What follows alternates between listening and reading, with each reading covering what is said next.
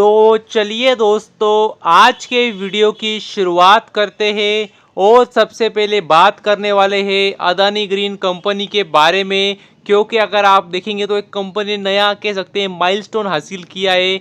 और अगर आप देखेंगे तो देख सकते हैं कंपनी, अगर आप देखेंगे तो लगभग, जी हाँ दोस्तों, 10,000 मेगावाट का रिन्यूएबल एनर्जी की कंपनी काम कर चुकी है। तो ये काफ़ी ज़्यादा, जी हाँ दोस्तों, काफ़ी ज़्यादा बड़ी बात है।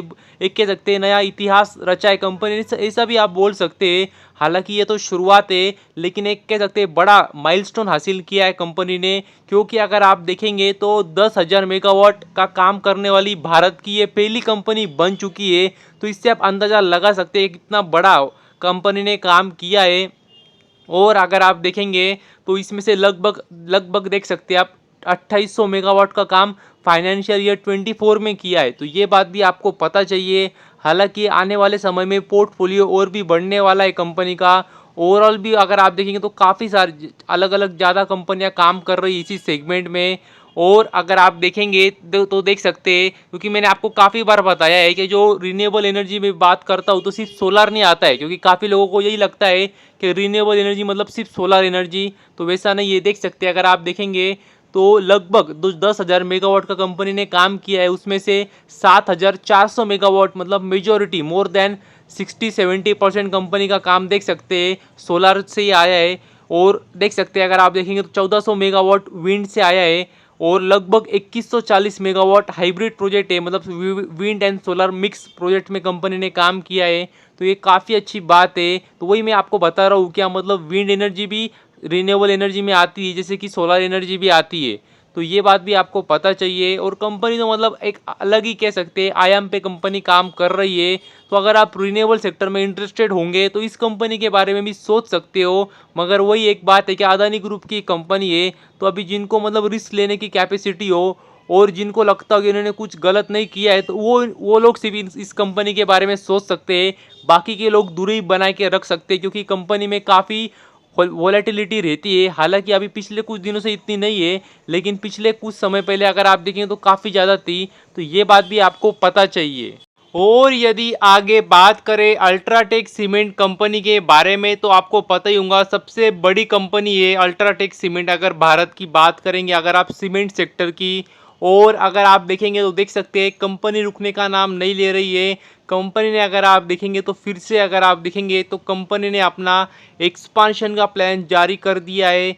और मतलब देख सकते हैं कंपनी ने वही कहा है, देख सकते हैं आप साफ साफ शब्दों में कंपनी ने बताया है कि हम और भी कैपेक्स करने वाले हैं। देख सकते हैं आप आने वाले 3 साल में काफ़ी बड़ा कैपेक्स करने वाली है कंपनी। लगभग अगर आप देखेंगे तो 32,400 करोड़, जी हाँ दोस्तों, 32,400 करोड़ रुपये कंपनी निवेश करने वाली है और अपना बिजनेस बढ़ाने वाली है, कैपेक्स करने वाली है। लेकिन ध्यान से अगर आप देखेंगे तो आने वाले 3 सालों में, तो ये बात भी आपको पता चाहिए। हालांकि कंपनी भी छोटी नहीं है, लगभग अगर आप देखेंगे तो 3 लाख के मार्केट कैप को टच करने वाली है। तो ये बात भी आपको पता चाहिए।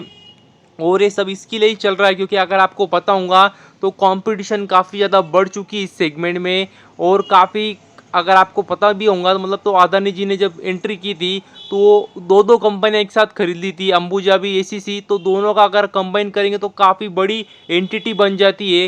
मतलब सीधे अगर आप देखेंगे तो सेकंड नंबर पे पहुंच जाते हैं वो। और फर्स्ट पे तो ऑफकोर्स अल्ट्राटेक है। तो मतलब टक्कर दे रही है दोनों कंपनियां एक दूसरे को। तो अपना मार्केट शेयर रिटेन करना और बढ़ाना दोनों ही कंपनियां चाहती है। इसके वजह से अगर आप देखेंगे तो दोनों कंपनियां अपने अपना कह सकते हैं कैपेक्स कर रही है और एग्जिस्टिंग कैपेसिटी को बढ़ा रही है। तो ये काफ़ी ज़बरदस्त बात है कंपनी के लिए। और अगर आप देखेंगे तो देख सकते हैं आने वाले समय में, देख सकते हैं अपने जो कैपेसिटी वो बढ़ाने वाले हैं। और तमिलनाडु में और छत्तीसगढ़ में देख सकते हैं अपने जो नए मैन्युफैक्चरिंग प्लांट डालने वाली है कंपनी। तो ये बात भी आपको पता चाहिए। और अगर आप देखेंगे टोटल कैपेसिटी तो देख सकते हैं अभी 151.6 MTPA होने वाली है। तो इस बात का भी आपको अंदाज़ा चाहिए। और भी अगर आप देखेंगे तो देख सकते हैं कंपनी ने यही बताया है, क्या लगभग 36 साल लग गए कंपनी को 100 MTPA की कैपेसिटी पहुंचने के लिए। और उसके बाद में अगर आप देखेंगे तो जो नेक्स्ट 50 MTPA की कैपेसिटी बढ़ाई वो केवल 5 सालों में बढ़ाई। तो मतलब कंपनी वही दिखा रही है कि पिछले कुछ समय में कंपनी ने काफ़ी अच्छी तरीके से, बेहतरीन तरीके से और सबसे ज़्यादा महत्वपूर्ण एग्रेसिव तरीके से कंपनी ने काम किया है और अपनी कैपेसिटी बढ़ाई है।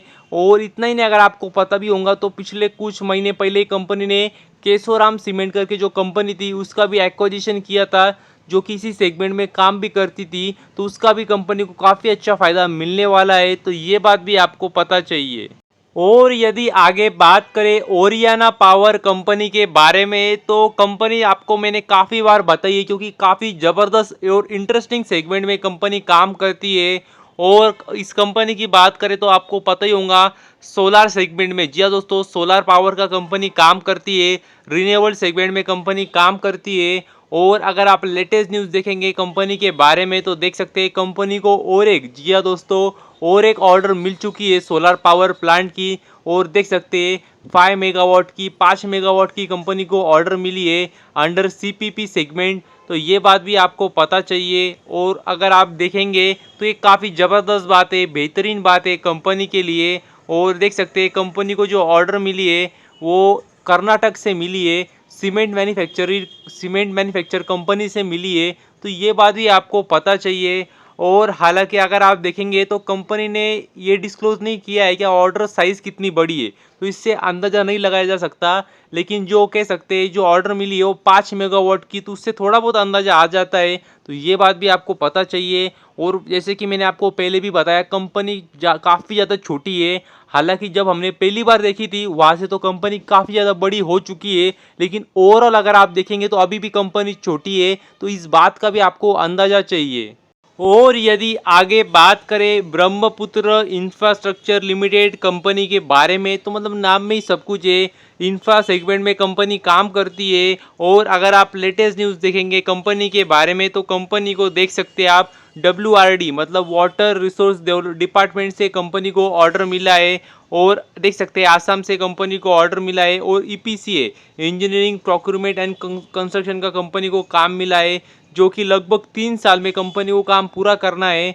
और लगभग अगर आप देखेंगे तो 24 करोड़ की ऑर्डर कंपनी को मिली है। तो ये बात भी आपको पता चाहिए। और कंपनी काफ़ी ज़्यादा छोटी कंपनी है, इस बात का भी आपको अंदाज़ा चाहिए। और यदि आगे बात करें स्प्रे किंग कंपनी के बारे में, तो इस कंपनी के बारे में मैंने आपको कल भी बताया था कि कंपनी ने, अगर आप देखेंगे तो bonus announce, stock split announce किया है और रिकॉर्ड डेट भी बताई थी, रेशो भी बताया था। लेकिन अगर आप लेटेस्ट न्यूज़ देखेंगे कंपनी के बारे में तो देख सकते हैं कंपनी अपना नया मैन्युफैक्चरिंग फैसिलिटी ओपन करने जा रही है। तो ये काफ़ी ज़बरदस्त बात है, बेहतरीन बात है। मतलब कहीं पे कंपनी ने ये नहीं बताया कि कंपनी एक्सपेंशन कर रही है, मगर आपको समझ जाना है कि कंपनी वही कर रही है। और देख सकते हैं गुजरात में जामनगर में अपनी नई मैन्युफैक्चरिंग फैसिलिटी कंपनी ओपन करने वाली है। तो ये बात भी आपको पता चाहिए, जिसकी वजह से अगर आप देखेंगे तो 200 टन ऑफ रॉड ये हर महीने उनका इंक्रीज हो जाएगा उनकी कैपेसिटी। तो इस बात का भी आपको अंदाज़ा चाहिए। और कंपनी छोटी है, ये बात तो मैंने आपको कल भी बताई थी, काफ़ी ज़्यादा छोटी कंपनी है। और छोटी कंपनी है मतलब रिस्की भी है, तो इस बात का भी आपको अंदाज़ा चाहिए। तो बस अभी के लिए इतना ही। Thank you very much. और भी ऐसे ही वीडियोस देखते रहिए।